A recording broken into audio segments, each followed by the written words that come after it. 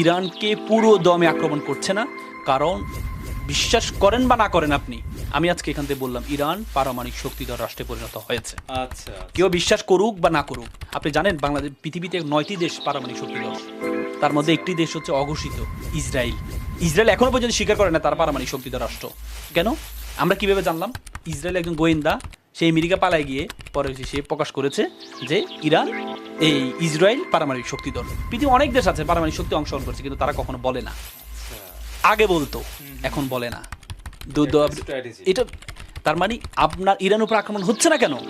Iran যেভাবে Israel একটা ছোট রাষ্ট্র, আমাদের ঢাকা শহরের মতো সমান, ইসরায়েলের উপর যেভাবে তাদের আয়রন ড্রোমকে করে ইরান যেভাবে আক্রমণ করেছে, আপনি কি চিন্তা করতে পারেন? ইরান যদি এভাবে কন্টিনিউ 15 দিন করতো, পুরো ইসরায়েল মাটির নিচে ঢিবে যেত। কারণ তাদের কাছে 2000, তাদের কাছে যে মিসাইলগুলো আছে, এমন কিছু আধুনিক মিসাইল আছে, কোনো আয়রন ডোম এগুলো ঠেকাইতে পারবে না, কিন্তু সেগুলো ব্যবহারই করে না ইরান, সেগুলো ব্যবহারই করে না।